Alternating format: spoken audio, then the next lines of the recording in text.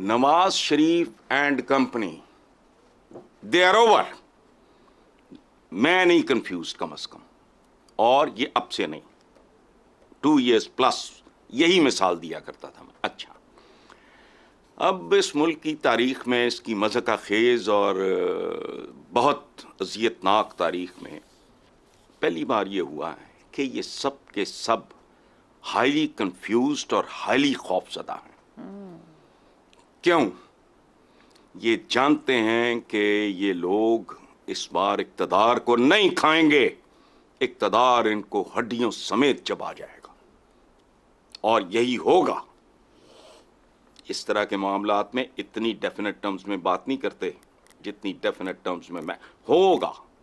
अच्छा, वजह पूछो। अभी आपने भी अजीबो गरीब सी एक बात, टिल्ली मट्ठी सी बात की है। देखो बात सुनो, मुल्क की मईशत इनमें से किसी का बाप नहीं संभाल सकता। वजह क्या?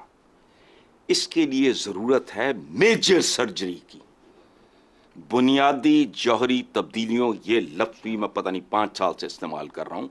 तब्दीलियों के बगैर किसी का बाप भी नहीं इसे संभाल सकता। पाकिस्तान की इकॉनमी वहाँ पहुँची हुई। I am humble good student of economics formally. अच्छा, और ये काम उन्होंने करना नहीं। क्यों? चूँकि ये इनके लिए खुदकुशी के बराबर है। इनके लिए इक़्तिदार कभी मेरे और आपके लिए नहीं रहा।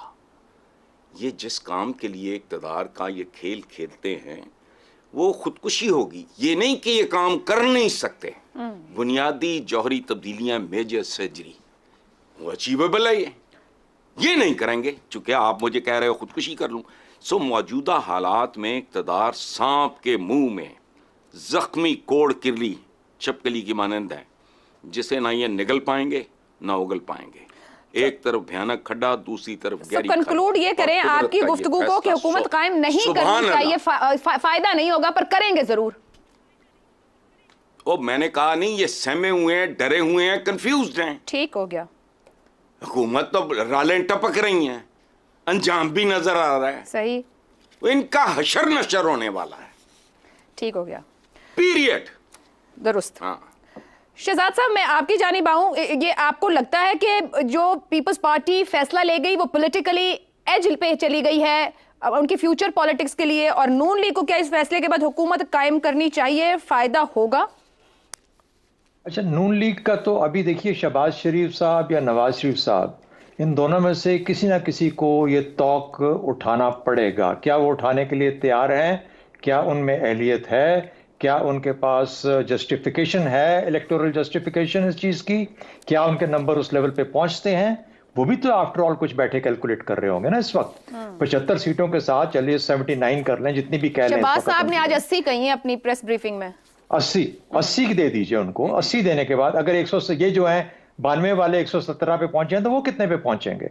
तो कहने का मतलब ये हुआ, अब आ जाते हैं उन चीजों पे जो कि प्रिंसिपल्स हैं, जो उसूल हैं।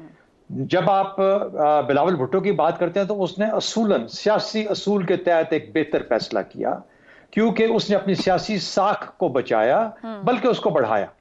उसने पीडीएम से दूरी इख्तियार की, क्योंकि पीडीएम एक प्रागंदा नाम है हमारी रिसेंट तारीख के अंदर। वो उसके साथ नहीं अटैच होना चाहता, वो कोई इस किस्म का वजन नहीं उठाना चाहता जो कि उसको अपने से ज्यादा समझता हो, या वो समझता हो कि उसका हक नहीं है उसको उठाने का। एक तो ये बात होगी। दूसरी बात, ये जो लोग हैं, और उसने ये भी कह दिया कि मैं तो पीटीआई वाले अगर कहते हैं कि मुझसे बात नहीं करना चाहते तो ठीक है, पीटीआई वाले हुकूमत बना लें। मुझे बताइए कि वो सियासी असूल के तहत शहबाज शरीफ साहब ने, मैं तो उनकी आज प्रेस कॉन्फ्रेंस नहीं सुनी, उन्होंने कहीं जिक्र किया कि जो लार्जेस्ट पार्टी है, जो कि एमडब्ल्यूएम है या पीटीआई इंडिपेंडेंट्स है या व्हाटएवर, जो भी अभी इस वक्त बन चुकी है, उसका हक बनता है कि वो हुकूमत बनाए। आप बॉल उसके कोर्ट में क्यों नहीं फेंका आपने? आप किस लालच के तहत आज अभी तक उसको पकड़ के बैठे हुए हैं? आपसे ये हुकूमत नहीं चलने वाली, आपसे नहीं चल पाएगी, क्योंकि ये माइनॉरिटी कोलिशन बनेगी। अगर कोलिशन बनी, अब तो बन ही नहीं रही, अब तो पता नहीं किस तरीके से हुकूमत साजी होगी। दूसरी बात, क्या हमें एक और इलेक्शन की तरफ जाने का मजबूरी पड़ सकती है? मैंने कल भी जिक्र किया था, बिल्कुल पड़ सकती है।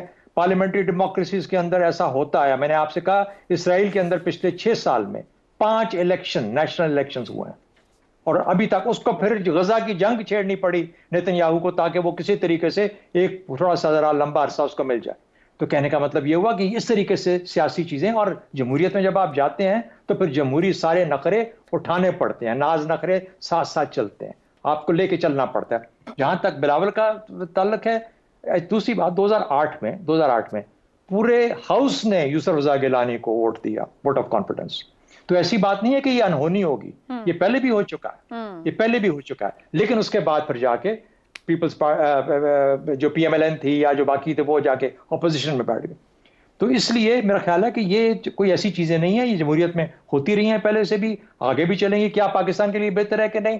नहीं, बेहतर नहीं है। हम मुतहम्मिल नहीं हो सकते इस तरह के इलेक्शंस के बार बार, क्योंकि एक पूरे का पूरा नेशनल साइकी बदलती है और फिर उसके बाद बहुत सारी और कहानियां फतेह कलामी की माजरत, एग्रीड विद यू कि हम बार बार इलेक्शन के मुतहम्मिल नहीं हो सकते। इस इलेक्शन के बजट ही हमें बड़ी मुश्किल मिला कि हम ये इलेक्शन करवा लें।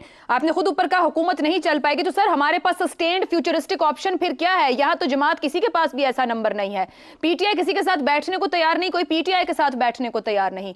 पीपल्स पार्टी इस तरीके से नून लीग के साथ बैठ रही है कि वो एक कमजोर सी हुकूमत होगी 70-80 के नंबर के साथ, कभी भी कोई खेल सकता है। जी, मेरा अपना ख्याल ये है कि पीएमएलएन हुकूमत बना लेगी, माइनॉरिटी गवर्नमेंट होगी, बिलावल भुट्टो उसको सपोर्ट करेंगे वोट ऑफ कॉन्फिडेंस के साथ, और उसके बाद फिर एक चल सो चल पार्लियामेंट के अंदर शुरू हो जाएगा, एक तमाशा लगेगा। उस तमाशे के अंदर हर कोई अपना पाउंड ऑफ फ्लैश निकालने की कोशिश करेगा। कब तक ये तमाशा चलेगा वो डिसाइड करेगा कि इस असेंबली की लेंथ कितनी होगी। एक और फाइनल बात, मुझे बताइए कि पिछला पीडीएम बनाने में तो कुछ सियासी मफादात थे, नैब के मुकदमे खत्म करने थे, जितनी उनके ऊपर मुकदमात बाकी चल रहे थे उनसे खलासी लेनी थी, वो पीडीएम आपने बना लिया, आपने सब कुछ कर लिया। इस वक्त शहबाज शरीफ का और नवाज शरीफ का पीएमएलएन का हुकूमत बनाने के मकासद क्या है? हाँ, अगर पीडीएम 1 को कंटिन्यू करना है और पीडीएम 2 की शक्ल में आना है, एसआईएफसी आईएमएफ के मामलात को लेकर आगे चलना है, आप एक बहुत बड़ी कुर्बानी देना चाहते हैं, बिल्कुल आइए, दुआ कीजिए कि कुर्बानी थोड़ी देर चल जाए, लंबा चल जाए, ताकि आपको कुछ फायदा तो मिले इस चीज का। वरना देखिए, बात यह है कि असूलों के तहत वापस जाइए वहां पे जो कि असूल है, और असूल कहता है कि लार्जेस्ट पार्टी को इतना एक ये भी टैक्टिक्स होती हैं, throw the ball and back in somebody's court. उनको बोलो कि हुकूमत बनाए, अगर वो मेजॉरिटी दिखा सकते हैं तो बना लें। दुरुस्त हो गया, उसूल के तहत तो होना चाहिए, मगर उनके पास नंबर, उनके लीगल मामलात और उनकी अपनी जिद और हठधर्मी भी अपनी जगह पर। अब सार साहब, Noon league, MQM, JUI, Istehkam, Pakistan party, चंद आजाद मिलेंगे, हुकूमत बन जाएगी। पीपल्स पार्टी इस हद तक सपोर्ट को तैयार है कि हम साथ खड़े हैं अगर कोई मामला बड़ा बनेगा। कितनी और कब तक की हिमायत पीपल्स पार्टी करेगी और कितनी मजबूत ये हुकूमत बनेगी? डे टू डे बेसिस पे करेगी हिमायत। जिस दिन दिल करेगा उस दिन हिमायत वापस ले लेगी, जिस दिन दिल करेगा उस दिन हिमायत दे देगी। तो ये तो डे टू डे बेसिस पे चलेगा। अब इससे क्या इस्तेहकाम आएगा? मैं तो सर, तो क्या शहबाज साहब या नवाज साहब जो भी नून लीग से आएगा वो रोजाना की बुनियाद पर असेंबली में बिलावल भुट्टो साहब का चेहरा देखा करेंगे कि आज अब हमारे साथ हैं या आज अब हमारे साथ नहीं है? जाहिर है, बिल्कुल जाहिर है। उनका सदर बन चुका होगा 5 साल के लिए, स्पीकर नेशनल असेंबली 5 साल के लिए बन चुका होगा, सेनेट चेयरमैन 5 साल के लिए बन चुका होगा, गवर्नर लग चुके होंगे, उनके जितनी वजारतों में जितने काम हैं उनके लोगों के एमएनएस के, वो सबसे पहले हुआ करेंगे प्रायोरिटी पे, चाहे वो जायज़ हों चाहे नाजायज़ हों। मुस्लिम लीग नून दिन और रात ये कोशिश किया करेगी कि किसी तरह पीपल्स पार्टी को खुश रख ले और एमक्यूएम को खुश रख ले। पीपल्स पार्टी और एमक्यूएम की सिंध में बननी नहीं है, क्योंकि अगर पीपल्स पार्टी हुकूमत में नहीं आ रही, उसकी कोई मजबूरी तो नहीं है कि वो एमक्यूएम को सिंध में कोई हिस्सा दे या उसको खुश रखे। तो गवर्नर सिंध भी अगर पीपल्स पार्टी से होगा तो एमक्यूएम को वजारतें दे पाएगी ना मुस्लिम लीग नून, तो उससे क्या फ़र्क पड़ेगा?